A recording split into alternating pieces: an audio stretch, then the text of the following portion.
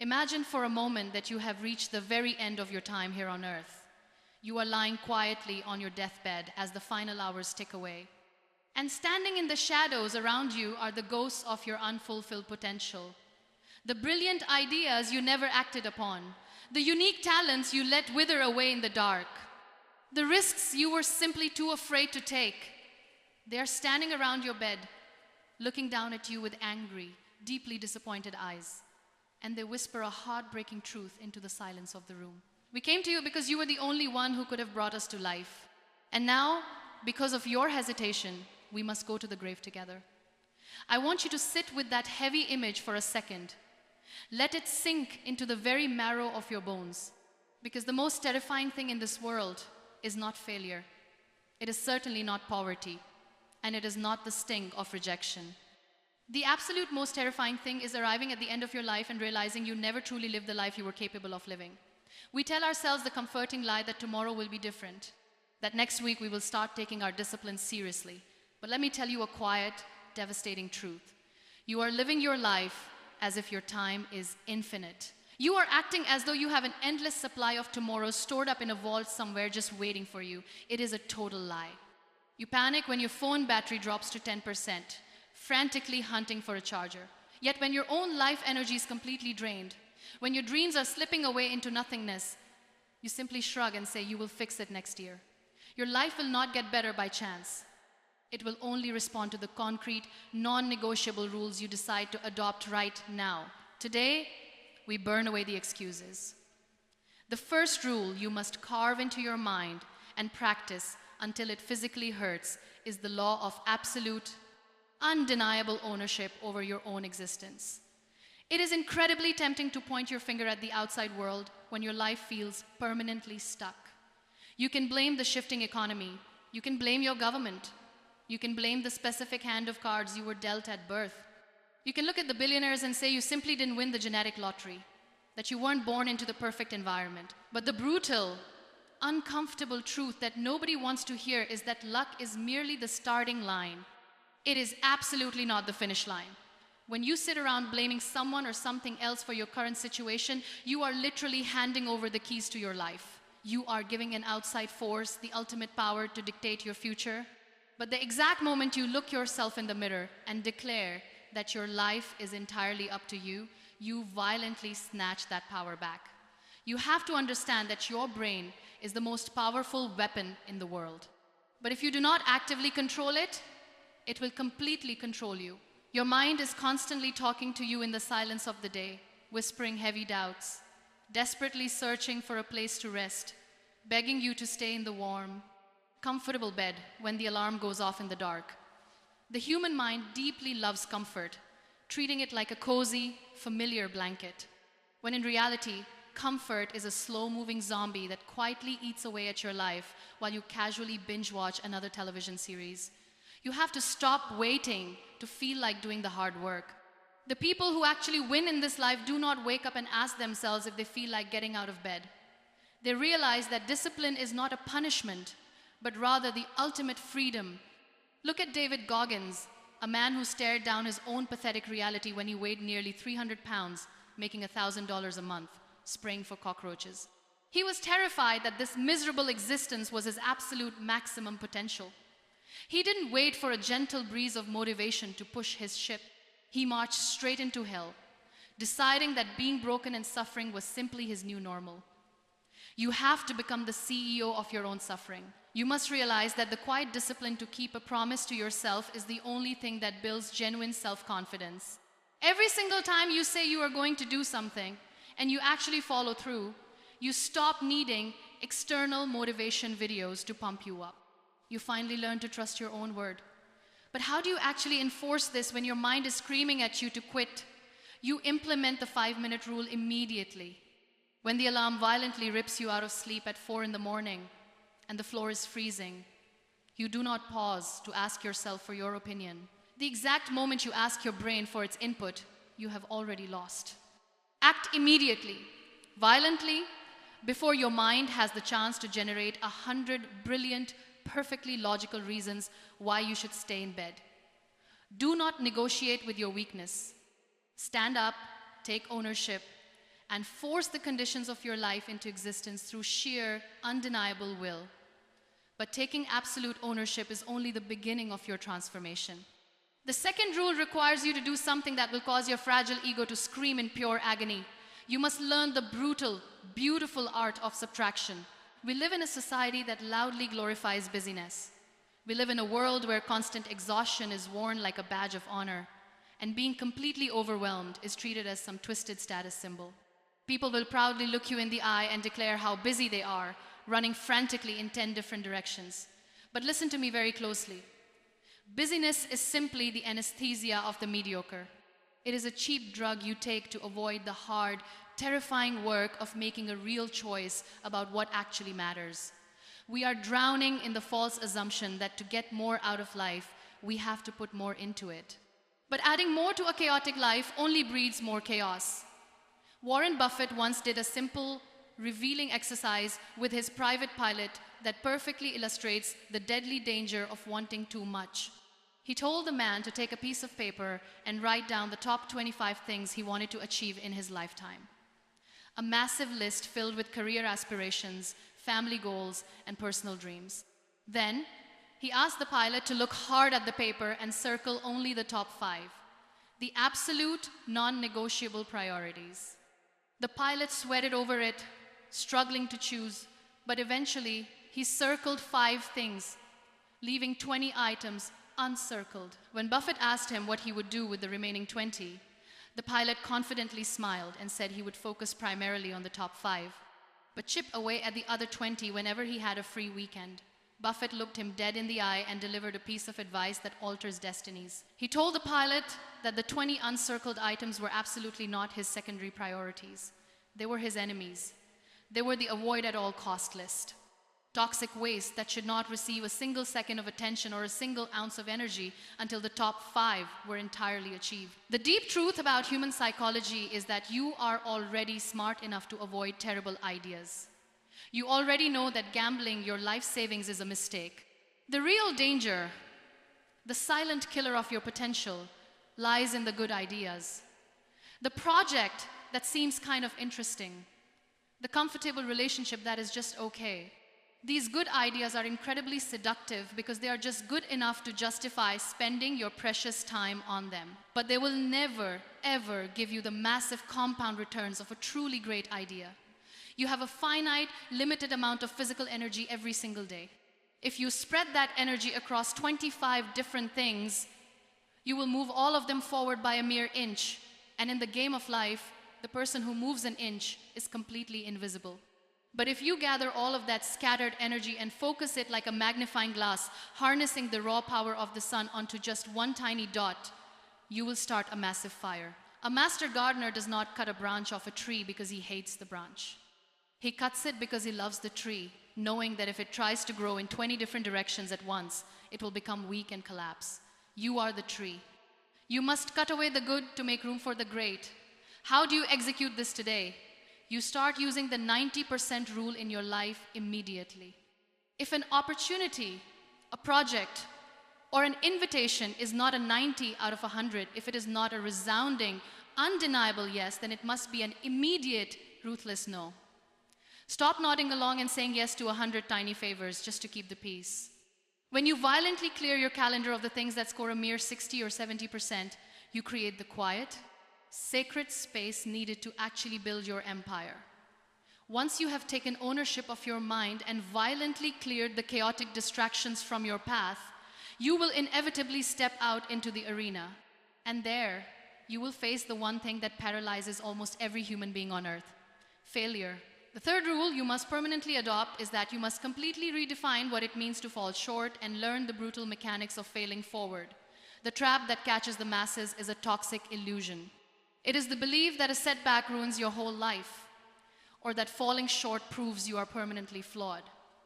This is a devastating lie that leads directly to learned helplessness. We vastly overestimate the negative lasting impact of failing, and we completely underestimate our own innate ability to handle it.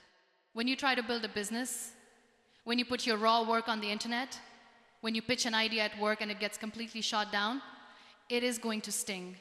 It hurts. And because of that pain, most people let a temporary defeat define their entire identity. They hang their heads in deep shame and retreat back to the couch. I want you to think about how you approach a video game like Super Mario Bros. In that game, your ultimate, overriding goal is to rescue the princess from the castle.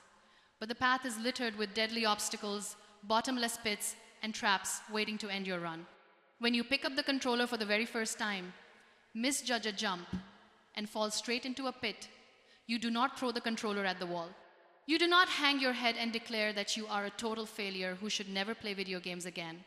Instead, your brain immediately registers the data from the mistake. You say to yourself, "Oh, I see. There's a pit right there. I need to come in a little faster and jump a fraction of a second earlier next time." Every single time you die in the game, you simply learn one more way not to do it. This is the Super Mario effect, and it is the exact psychological framework you must forcefully apply to your actual life. Reggie Jackson struck out 2,600 times. That is the absolute most in the history of baseball. But nobody remembers the agonizing strikeouts. They only remember the majestic home runs. If you are not failing regularly, you are not even trying. You are playing it so safely, so conservatively, that you have absolutely no idea how vast, incredible, and deeply rewarding your life could actually be. Failure is not permanent, it is not pervasive, and it is most certainly not personal. Failure is simply data. It is the feedback mechanism of the universe. It is undeniable proof that you are actually in the arena testing the physical and mental limits of what is possible. When you face the pain of a mistake, you must realize it is not there to stop you. It is there to weed out the people who do not want it badly enough. How do you rewire your brain to stop fearing this? You must actively make it your goal to fail. If you are terrified of speaking up at work, or trying a new skill, or looking foolish in front of strangers, you must set a deliberate, non-negotiable goal to go out and fail at it 10 times this week. Go for 0 views on a video. Go for the agonizing rejection in a sales call. Go for the absolute loss. Making failure the actual goal takes the suffocating pressure off your fragile ego and turns the entire daunting process into an experiment. Every failure you endure is just emotional exposure therapy that burns away your fear of judgment. If you decide right now that when you fall, you are going to fall forward, you will at least see exactly what you're going to hit. Step into the arena, take the hit, collect the data, and play the next level. But knowing how to fail forward is entirely meaningless if you are still playing the game for the wrong audience. You can build all the unbreakable discipline in the world. You can violently clear your calendar of every distraction, and you can bravely face rejection day after brutal day. But if you are doing it all just to win the cheap applause of people who do not truly care about you, you are meticulously building a spectacular prison for your own soul. You see, the most dangerous trap in this life isn't failure at all. The most dangerous trap is succeeding brilliantly at a game you were never supposed to be playing in the first place.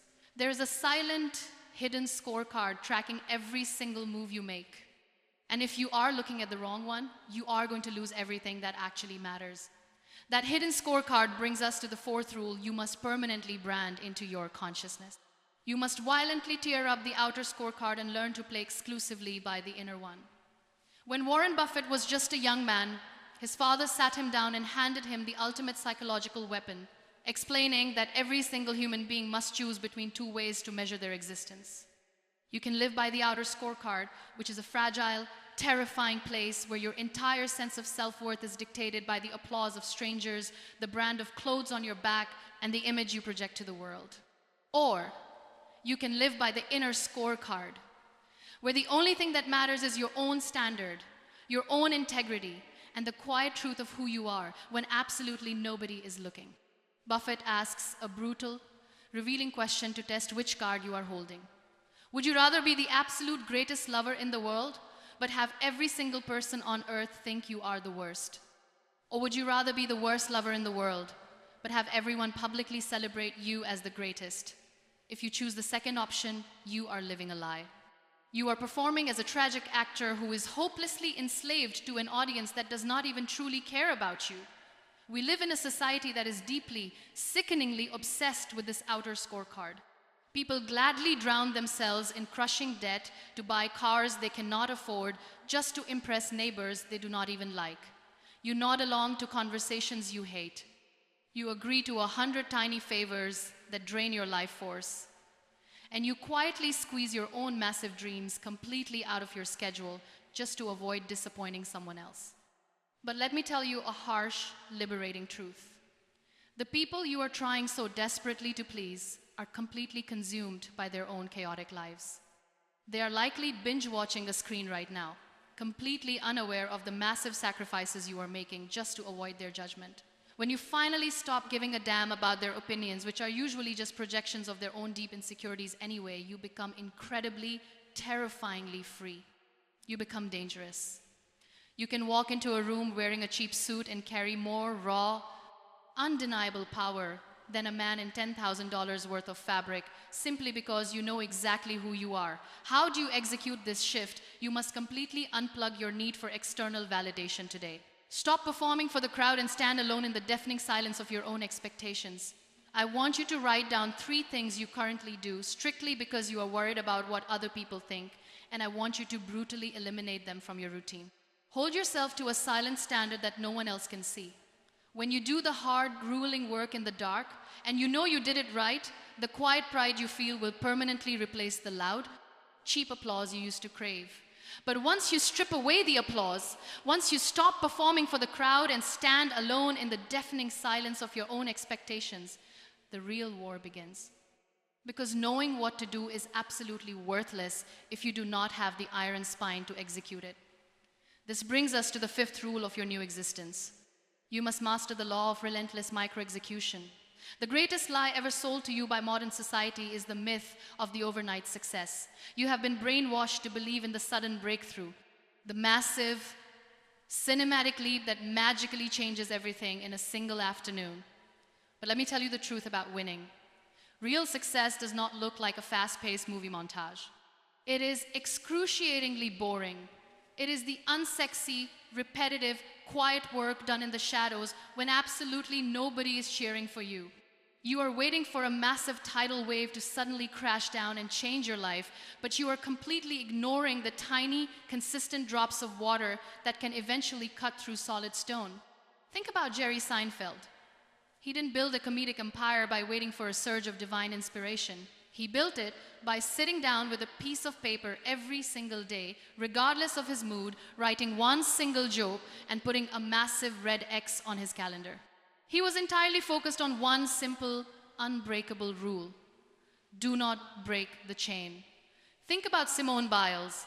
Her absolute dominance is not magic. It is repeating the exact same grueling, bone-rattling gymnastics drill thousands upon thousands of times in an empty gym long before the Olympic lights ever hit her face. Warren Buffett notes that compounding is the most powerful force in the universe.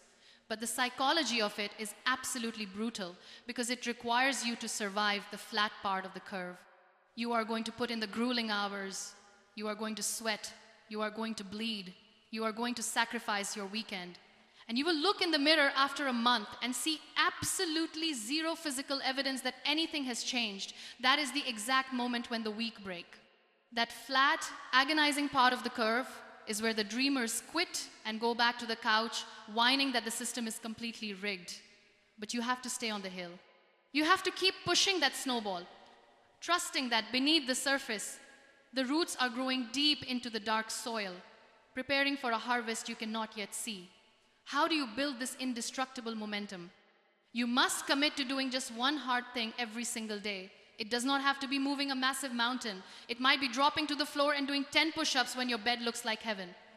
It might be reading 10 pages of a book instead of staring at a glowing screen. Or it might be looking someone in the eye and having the difficult conversation you have been avoiding for 6 months. Every single time you make that choice, every time you choose the hard path over the easy one, you are doing a micro-rep for your character. You are slowly stacking undeniable proof that you are someone who keeps their word.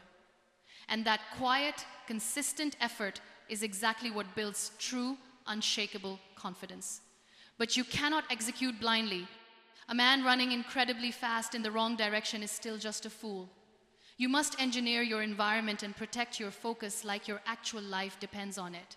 Because it does. This brings us to the sixth rule, the absolute cornerstone of your 6-month protocol. You must forcefully engineer your surroundings to make discipline a mathematical certainty rather than relying on the fragile, fleeting emotion of raw willpower. We live in a deeply distracted world where every single application, every notification, and every advertisement is violently fighting to steal your attention. The trap that destroys most ambitious people is the arrogant belief that they can simply power through this chaos using willpower alone. They try to multitask, which is just a fancy, polite word for doing many things terribly at the exact same time.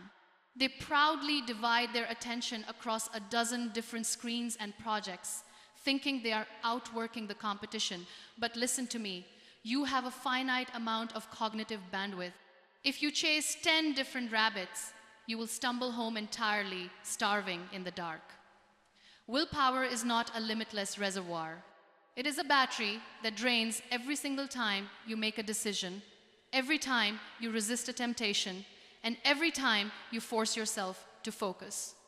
If you keep junk food in your kitchen, if you sleep with your phone glowing right next to your head, you are forcing your exhausted brain to fight completely unnecessary wars. You are actively setting yourself up to lose. You must build an unbreakable fortress around your mind so that doing the right thing actually becomes the path of least resistance.